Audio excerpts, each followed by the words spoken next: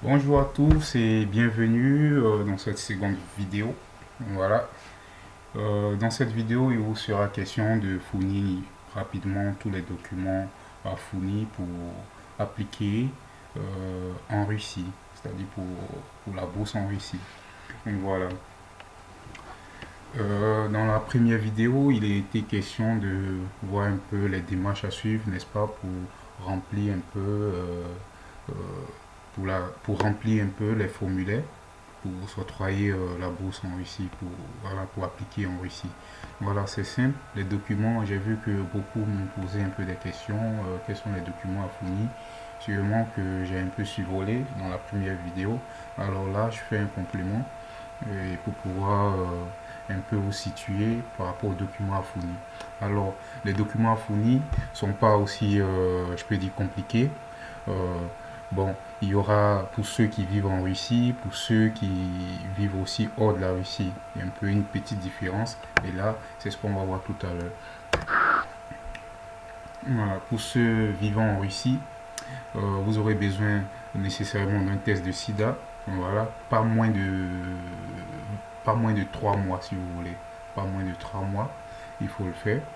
Et Медицинская справка, qui un peu, si je voulais, sont des analyses que vous ferez à l'hôpital. Bon, cela coûte environ entre 1000 et 2000 euros.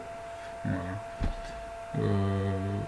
Vous aurez aussi besoin d'un spravka Rabuchini, qui est un peu un bulletin de notes et aussi ce qui prouve que vous étudiez en Russie. Voilà. Euh, et aussi votre dernier diplôme que j'ai oublié de mentionner rapidement. Voilà, donc le Spravka, cela doit un peu regrouper un peu tout cela, c'est-à-dire votre diplôme, c'est-à-dire le diplôme. Si vous ne l'avez pas encore obtenu, vous pouvez mettre le diplôme est en cours. Voilà, le diplôme est en cours. Parce que généralement, ce que beaucoup ne savent pas, c'est-à-dire quand tu postules pour la bourse, comprenez déjà qu'ils offrent des places comme des baccalavres et puis aussi pour le master. Donc, si tu es en année de baccalavre, c'est-à-dire tu optes pour le master. Voilà, si tu es en année de baccalavre, tu optes pour le master, c'est-à-dire la dernière année de baccalavre.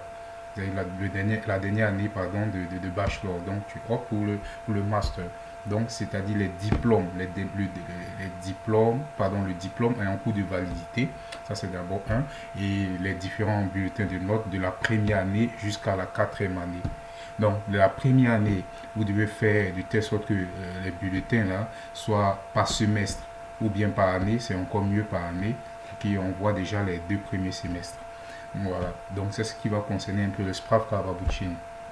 Ensuite, il y aura l'assurance, le Strahovni.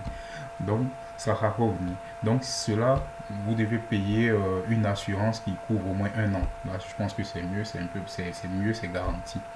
Et votre passeport aussi en cours de validité. Vous n'avez pas un passeport qui va, c'est-à-dire l'année suivante, qui va, se, qui va se périmer, si on veut dire. Donc voilà, donc, vous devez avoir un peu, vous assurer que vous êtes un peu dans le temps par rapport, par rapport à vos... euh, vous devez vous assurer que vous êtes dans le temps. Voilà, merci. Ensuite, pour ceux vivant hors de la Russie, vous devez avoir nécessairement besoin d'un passeport, le dernier diplôme et le bulletin de notes. Vous deviez les retirer, n'est-ce pas, au ministère de l'Éducation nationale. En Côte d'Ivoire, il y a ce qu'on appelle la déco. C'est là-bas que vous devez retirer le diplôme original, n'est-ce pas? Et ensuite, vous devez faire des analyses médicales. Ces analyses-là, généralement, se font comment on appelle ça, à Trècheville. Voilà, à Trècheville, au CHU de Trècheville, je pense bien. Vous devez aller là-bas pour vous octroyer un peu ces analyses. Donc, là-bas aussi, ces analyses regroupent le test de sida, évidemment. Vous devez faire avoir un carnet de vaccination, dont l'hépatite B, et je pense que voilà, surtout l'hépatite B qui doit être mentionnée. Ensuite, vous devez avoir une, tous ces documents doivent être traduits en russe. Et cela se fait généralement à l'ambassade de la Russie en Côte d'Ivoire. et cela va concerner tous les ressortissants, non seulement de la Côte d'Ivoire, mais aussi du Burkina Faso. Ils ont l'ambassade commune qui est celui qui se situe en Côte d'Ivoire. Donc cette ambassade-là va concerne les ressortissants burkinabés et ivoiriens. Donc cela c'est en Côte d'Ivoire, à Cocody.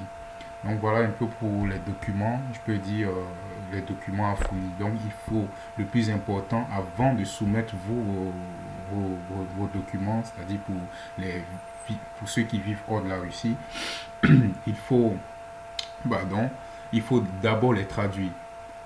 C'est-à-dire vous les avez, mais il faut les traduire aussi avant d'appliquer en Russie. Voilà un peu, c'est tout ce que je pouvais... c'est un peu tout. Donc maintenant, pour vos questions, vous pouvez aller, n'est-ce pas, dans les commentaires. Et voilà les écrits, je pourrai répondre. Peut-être 1 ou 3 jours maximum, je pourrai répondre. Donc ceux qui ont essayé de m'écrire sur Facebook, c'est clair que selon mon paramètre, je ne peux pas voir ceux qui ne sont pas mes amis. Donc je suis désolé. Ici, écrivez déjà toutes vos questions, ou bien il y a mon adresse mail, écrivez. Je suis un peu plus réactif là. Là, c'est encore mieux.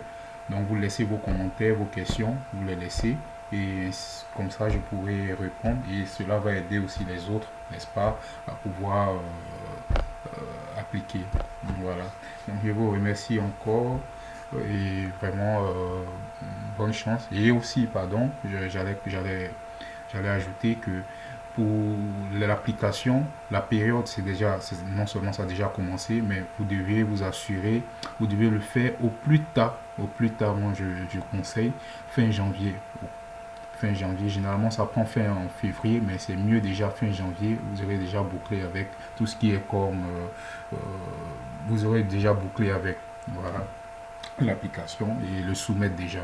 Donc je pense que ce sont les dates approximatives, mais c'est déjà très mieux. C'est mieux déjà de faire ainsi. Voilà, donc merci encore de m'avoir écouté. C'est un peu rapide. Là, je suis pas vraiment disposé, mais voilà, j'ai dû faire rapidement cette petite vidéo pour vous aider à encore suivre les démarches. Merci bien et bonne journée, bonne chance. Bye bye.